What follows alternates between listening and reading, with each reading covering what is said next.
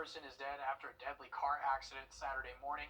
South Carolina's Highway Patrol says the driver ran off the road around 2:30 a.m. on US 601 and tried to regain control of the wheel.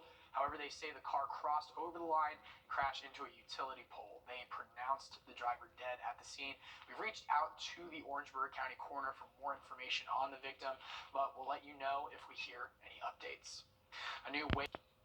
And several Las Vegas women are speaking out after they were attacked last week in Las Vegas. Officials have arrested 32-year-old Yoni Barrios after he started stabbing people last Thursday and killed 2 people. 6 people are still recovering. And one of the victims, Maurice DiGiovanni, was a showgirl from Washington, and her friends opened up their experience losing their friend. Please know the testimony you're about to hear may be triggering to viewers at home. I ran as fast as I could with them, and then I think he got me. I didn't feel that he stabbed me until I got to the wind gate. Officials say Barrios was unprovoked when the incident happened, and he didn't appear to be from the area. The DiGiovanni family is sharing their daughter's pictures and stories, saying she was a bright light in the world and was accepting of everyone. An 18-year-old Fort Jackson trainee is dead after officials found her unresponsive in the barracks. Officials say she was taken to the hospital after emergency personnel performed life-saving measures. She was pronounced dead at 11 p.m. Friday night. Many are sharing their condolences to the family, and the commanding brigadier general says, quote, "Loss of a teammate is never easy." He says Fort Jackson is sympathizing with her family and will provide comfort and assistance as well. So far, they're investigating her death due to the fact that she did not have COVID-19 or injuries from active field training. Abortion rights are a major topic in federal and state elections this coming November, and many women held protests this weekend to share their views. Over 50 people joined the women's rally in Myrtle Beach to make their voices heard. Both sides, for and against abortion, showed their signs and chanted together as one mixed group. One guest speaker says she fights for women's rights because the people have power to do so. Women's rights is important to me because I'm a woman myself. If I can't rely on our governments who are supposed to be protecting us to protect us, then I need to stand up and fight for myself. On the other side, college students from coastal Carolina explained why they support abortion laws, where one student says it was a good idea to give that right to state officials.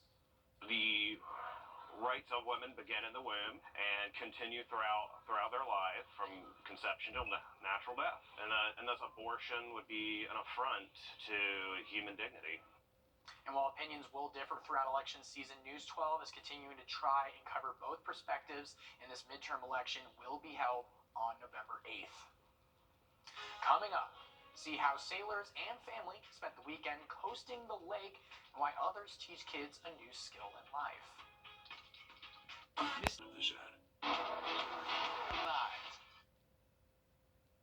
Over 150 boats tested the waters on Clarksville Lake for the Augusta Sailing Club's 68th annual Halloween Regatta.